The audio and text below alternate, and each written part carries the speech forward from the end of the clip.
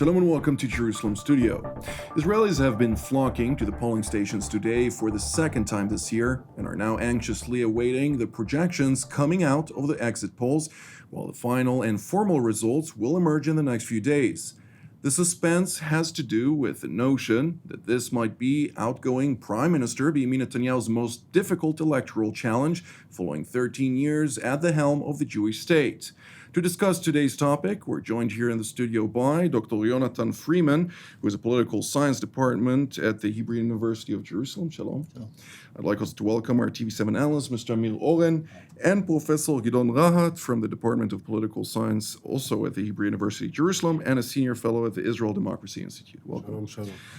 Mr. Oren, give us a broader, more expanse update on the latest developments. This has indeed been a very unique year in the annals of Israeli political campaigns, because for the first time we had two election campaigns in the same year, following the failure of Prime Minister Netanyahu when he was appointed by the president and given the task of forming a government after the April elections and couldn't. And rather than return this mandate to the president and let another candidate try, he called for, again, early elections, snap elections.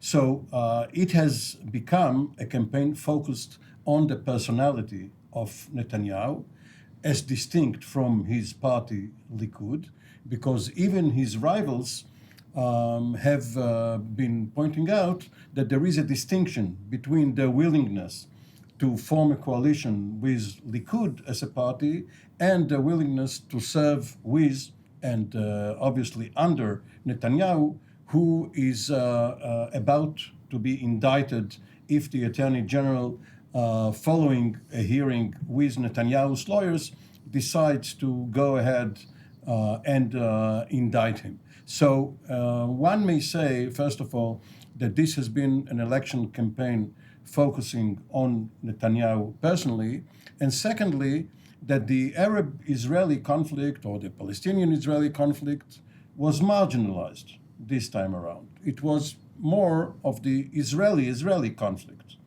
religious versus secular, various segments of the society, the emergence of a new kingmaker in the person of Avigdor Lieberman, who up to now has been counted as part of the right wing, but withdrew his support from Netanyahu and is now holding the balance between left and right, at least according to the projections. And we will shortly see whether this is what happened in reality. Indeed. Yonatan Freeman, I would like to ask, contrary to previous elections or historically, the main question was always the security of the State of Israel, something that most people at home still ask themselves, but this time around at this unprecedented second election in 1 year, suddenly the main questions are domestically inclined, less focus on whether the main rival of Prime Minister Netanyahu, at least according to the projections, Mr. Benny Gantz, has all the receipts that he needs in order to be labeled as a security person, somebody who can provide Israel with the necessary security to assure its interests, also considering the fact that he was the former IDF chief of staff 2 terms back. To what degree does this actually stimulate people to go out and vote for something that is a lot nearer to home rather than something that may occur in the future? Well, I think just like Amir said, I think it's more about the personality rather than about the policy. I think when people go to the polls, they're rather thinking about what the policy is, but rather who they don't want to vote for. And we see that from all the candidates. It's less about why you should vote for me, but rather why you shouldn't vote for him. And I think that this has really drawn the lines in terms of all the parties. And when they talk to the media, when they talk to the public, it's more or less about why Netanyahu isn't capable of being in the government, not so much just because of security, but because of his personality, what he represents. And I think people like Benny Gantz, who have done a lot for the country and its safety, people are flocking to him, not because he's a strong person on security, but because he represents maybe higher morals and higher are things that we won't find problematic when he becomes prime minister. A matter of perceptions nonetheless. Professor Rahat, when we're talking about the projections, however, Prime Minister Benjamin Netanyahu, or the outgoing Prime Minister, is still labeled to be the next person to form the coalition and the person who actually refused to join Netanyahu in the previous election when Netanyahu was tasked by the president to form the coalition government, is still going to be the kingmaker, that being the former defense minister Avigdor Lieberman. So what's so different this time around, and how can Israelis actually go to the polling stations and provide their mandate in a vocal enough way that will bring about the change necessary, at least in the understanding of the leadership of, okay, we need to head in this direction because this is what the public wants? Well, I must tell you that if I look at all of the opinion polls that were out there for months, etc., I don't see that the results of these elections are going to be better than the results of previous election. Actually, it seemed to be even more complicated to establish a government after these elections, unless one thing happened, that is Netanyahu with the religious party, if they have 61 seats or more, and this is a majority in the 120 seats Knesset, then everything is done. Netanyahu is there for a long time. But if the results would be that really Lieberman is the kingmaker, then nobody knows what's going on. At the end of the day, it's about, again, personalities. What Lieberman will decide, what Netanyahu will decide. It's not about ideology and nothing else. And actually, there is another thing in these elections that previous elections we talked about it. We are not talking about it this time. And this is something that have to do all over the world. It's populism versus liberal democracy at the end of the day. Netanyahu with his forces are about shrinking democracy into the rule of the majority, while the other forces are about liberal democracy, the rule of law, the power of the court, the power of the media, and all of the other things.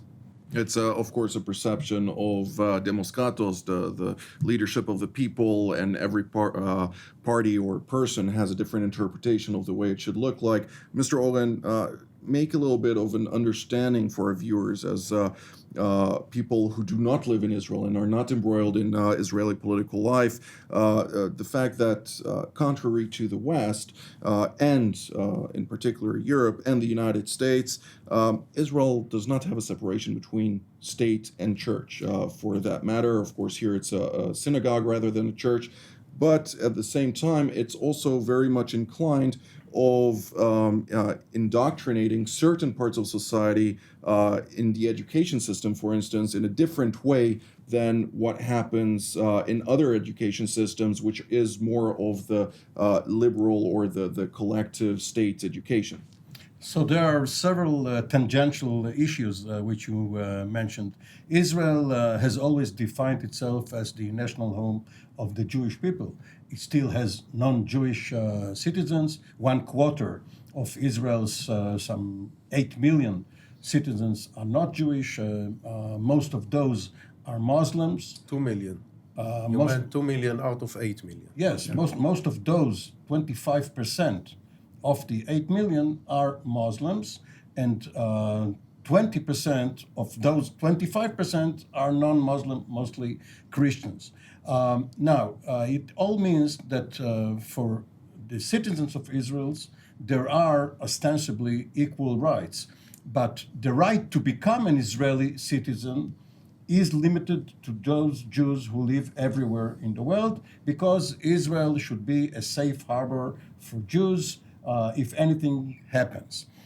The electoral system is of one electoral district, the entire country, 120 seats, as Professor Rahat mentioned. But what we have is sort of an indirect election too, because the voters cast their votes for a list. In the case of Likud, it's simple. Likud headed by Netanyahu. If you vote Likud, you vote for Netanyahu. If you vote for a smaller list, which is a sort of a satellite of Likud, you vote for that particular list, but their leaders commit themselves to support Netanyahu. as prime minister. Mostly commit themselves because there are also parties that don't commit themselves. Yes, and necessarily. even those who commit after the elections can find a pretext why conditions have changed. So what is going to happen is that following the elections, once the polls close and the results are counted, there comes the turn of the president to consult with the representatives of all of these lists and pose a question, a simple one. Who do you recommend? It doesn't mean that they will eventually join his government, as we saw with Lieberman. Lieberman recommended Netanyahu to be tasked with forming a government, but there was no compromise between Lieberman and the religious parties on the other side, and therefore no government could be established. So this time around, what the President Reuven Rivlin, will probably do is consult with the lists, but ask them a more complicated question. What if your your favorite candidate does not manage to form a government, who is your second choice? And there we can see several strategies being played out because the various lists will be able to get out of their commitment to support either Netanyahu or Gantz. Something remains, of course, quite understood. If Netanyahu and Lieberman can find an equal ground, this situation of returning to the polling stations is going to reoccur in the near future. Dr. Freeman, to what degree do you think that there is a possibility to find the bridges between the various parties and actually form a coalition, not necessarily with Prime Minister Netanyahu heading the coalition, or are we expected to emerge into some kind of limbo, the likes of which we see in Italy and Greece and elsewhere in less stable liberal democracies? Well, I think that we have to realize that, yes, there are many parties, but there are also many factions in each of these parties. Blue and white isn't just one big party. There's at least 3 or 4 different factions there. So I think the fact that we may have a limited amount of parties that are running doesn't mean that they can't really break apart or shift their support within the parties. So that could maybe even increase the probability of a coalition forming after the elections, even more than the last elections. If you look at blue and white, for example, there are individuals there are more right-wing than others. There are individuals there are more left-wing than others. So I think when push comes to shove and people really want to prevent a third round of elections, there might be more ways to form the coalition. And I think we also have to make a point that, yes, it is true that Netanyahu is fighting for the right wing, but maybe part of him actually wants blue and white and Lieberman to be big so that he could form a national unity government with them. And I think if we look at the last elections, or the last in 2015, one of the major aspects of his speech, his victory speech, was we're going to make a reform where we have maybe 2 or 3 parties in the country. That's a major goal that he has, even blue and white and prior Lieberman. So I think that could be really a major policy that they bring forward as a pretext to forming these coalitions. And would become a turning point in Israel's history for sure. Professor Rahat, how do you perceive this situation? Well, we have to understand that since 2014, Israel have what we call constructive vote of no confidence. And this means that once you have a government, it's very hard to oust it. You can oust it only by establishing a new government. And this is the reason why it is harder to establish a government, because once you establish a government, that's the point where you can really blackmail the large party that want to rule. After this, you lose a lot of power because, for example, let's imagine that Lieberman would go with Netanyahu in the previous round. Netanyahu can promise him things, and then he said, well, I promised, but I didn't promise to fulfill them, okay? And then what can Lieberman do? Support an alternative government? He cannot do it. He's right-wing. He cannot support an alternative government. He cannot support an alternative government because there was no alternative. And this is the reason why it's very hard now to establish a government. Now, if Netanyahu or any other person pass this hurdle, succeed in establishing a government, then it's very hard, I think, to oust it. It's not very easy. So this is really the main challenge these days with the Israeli system. The main challenge is these coalition negotiations and it's going to be, as much as I see it, really crazy, about a lot about personal relationship. We already see a lot of personalized things here. It's not about ideology so much as it is about this person likes that person, and they say or even that the family of the prime minister is involved in it. So it's really like a game that sometimes I ask myself whether it should be political scientists out there, or maybe people that are really experts about relationships, psychologists. If this is the good scenario, and the maybe less good scenario is those paparazzi journalists that know what people had, the love and hates of people. Maybe these are the people that should sit here to understand what's going on in terms of coalition politics. There is another element here. Well, Israel already had several so-called national unity governments, mostly centered on Labor and Likud, with other parties. But there is a difference this time around. If you take 1984, for instance, Shimon Peres, who headed Labor, and Yitzhak Shamir, who headed Likud, drew. Both of them had 44 seats after the results were known, and several people left, bolted from the parties, others joined. And Shamir entered this contest as prime minister. Peres has never been prime minister up to that time, and he was very ambitious to get a crack at being prime minister. So there was no problem for Shamir to demote himself from premier to vice premier and wait 2 years for his turn to return to the prime ministership. This is not the case this time around, because Netanyahu cannot afford to revert from prime minister to vice or deputy prime minister. If he does that, he has no immunity under law once he is indicted. Well, he also loses face as the invincible leader of Israel. Well, this is less important. He has already lost to Ehud Barak in 1999 when he was the incumbent prime minister. For him, losing freedom is much more important than losing face, because if he is indicted, if he is put on trial, if he is convicted, he may face jail time. So for him, it is very important to cling to power, and for him, there is no middle ground. Either he is prime minister or not. If he is just a regular minister, under Israeli practice, he has to give up his portfolio once he's indicted. Nevertheless, the focus is on if we're still a liberal democracy and the court system will play out in whatever direction that it takes. The Attorney General first has to. Indeed, of course.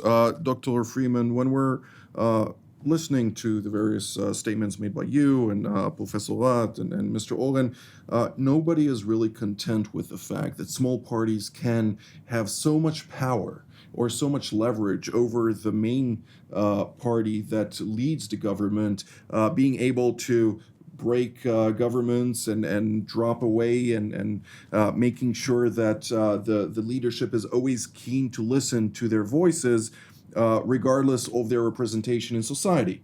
The question is, with the major parties seeking to establish an alternative political system, why isn't this actually on the forefront of policymakers in order to really bring about such a change that will stabilize the political system here in Israel? Well, I think it's on their agenda, but I think there's different events that occur that make that forgotten, whether or not security issues, whether or not other certain policy issues, which really bring down the importance of such a change. But I think if we look at the democratic character of Israel and the strength that smaller countries have to date in the past, I think that should show us that democracy has increased over the years, because in the end, these small parties represent minorities, and part of democracy is not just so much as what the majority wants, but also giving the opportunity for minorities to elect their own individuals. So I think on the one hand, it's maybe politically unstable, but on the other hand, it's democratically stable. Professor Rahat, would you agree with that?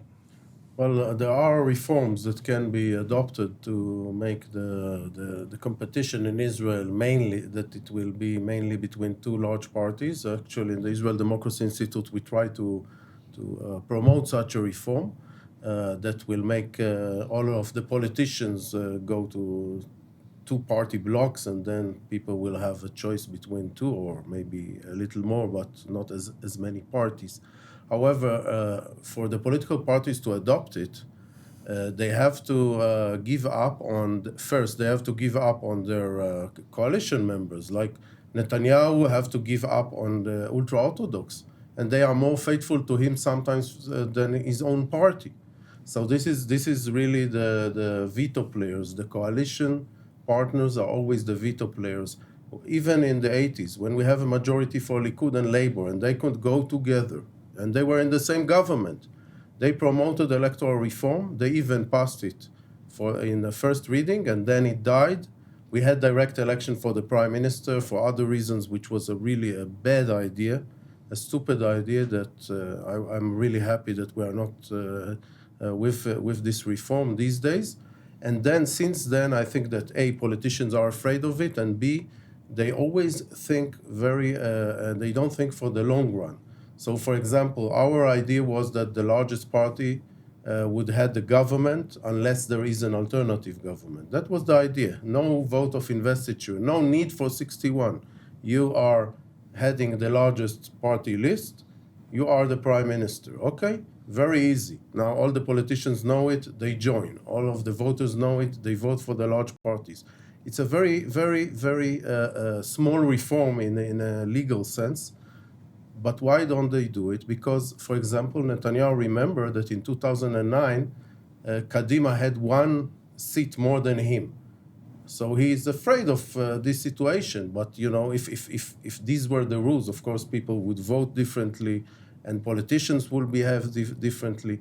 But still, I think that they are really afraid of adopting such reforms. Mm-hmm. And sometimes when they adopt reforms, you can see that they adopt the reforms for the wrong reasons. For example, they increase the threshold and see what a mess it created. And those people who adopted the threshold got hurt. The right wing wanted to stop the Arabs. The Arabs had joined together past the threshold, while the right wing do not pass the threshold, for example. So reforming the system, you know, sometimes politicians are conservative for good reasons because there is this law of unintentional consequences. Indeed. You know, Mr. David Oren. Ben-Gurion, Israel's founding father and obviously the strongest prime minister, at least until Netanyahu came on the scene, failed in his effort to emulate the British system of first past the post. He wanted Israeli members of Knesset to be more connected to their district, to their electoral base. And the other parties resisted it because they knew that in order to capitalize on their own power, they must have a system such as the one Professor Rahat just described. And what you are asking them to do in this reform or any other one is to legislate their abdication of power. It was as if the three of us decided that I'm better suited than you to host this show.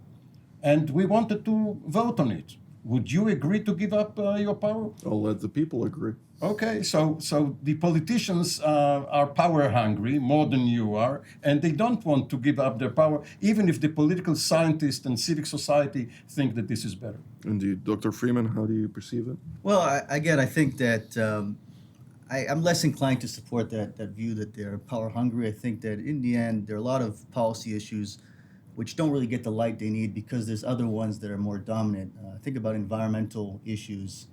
Green parties are major parties in Europe. And you would think that in Israel, as part of this kind of orientation, we would have major green parties, but we don't really have any. And what's the reason? It's not because we don't recycle. We're number one in the world in water recycling. It's not because we don't plant trees. We're number one in the world that have more trees than we were founded. We think environmentally, but I think it's really that we see things like Hezbollah, we see like Hamas, that and other things which really dwarf the type of reforms of other topics that other systems in Europe and elsewhere have on their agenda. But Yonatan, we had once a geriatric party, the Old Folks Party, which surprisingly enough got many young votes and had 7 seats in the Knesset and 2 cabinet ministers. And then the next time around it evaporated. Well, you're talking about the pensioners party. Well, I think that was more of a protest vote, so much the pensioners. Yeah. But again, they got their pensions and left. That is true. Well, we're drawing near to the end of the program, so I'd like to give each and every one of you the opportunity to have somewhat of your own projections of how today might come about. Professor Rahat, we'll start with you. Well, as if I look at opinion polls and I have nothing better, so it would be a mess and we wouldn't know anything 24 hours or 48 hours from now. We wouldn't know better than we know now. Dr. Freeman, how do you perceive it? I think that the main really percentage that we want to look at these elections, not so much what the mandates will be, but how many people actually went to vote. And were they sick because of some polls that have been coming out that people aren't planning on voting in. And I think that the less amount of people that go to vote could probably increase the support smaller parties have because they're more motivated to leave and go vote. So I think that's one percentage that we need to see. And the second thing is really, it shows, again, the world that we have here in the Middle East where one person votes and the other one shoots. So I think the opening of the polls really show how Israel is a beacon of freedom in the Middle East. Mr. Oren? To wind up the discussion almost at the same place you started it, you mentioned the Jewish status of Israel and education. One of Netanyahu's political mistakes between these two elections has been to appoint an ultra-religious minister of education who came out openly for having more religious education and less a liberal one. And this has probably polarized and energized the secular segments of society. And the latest public opinion polls show that there is a majority, some 65% of the voters, who would prefer a liberal secular coalition. Nevertheless, Netanyahu is somewhat of an enigma because while he put an ultra-Orthodox person as the education minister, he put a member of the gay community in Israel as the minister of justice. Because this seems to voters as his personal whim because he wants to control the justice ministry. It doesn't mean that we are going to see gays prevail everywhere. But the religious education frightens many parents who don't want their children to be religious. Well, that's all the time that we're for today, so I'd like to thank Dr. Freeman, Mr. Oren, and Professor Rahat for being here today. And I'd like to thank our viewers as well, and we will see you next time.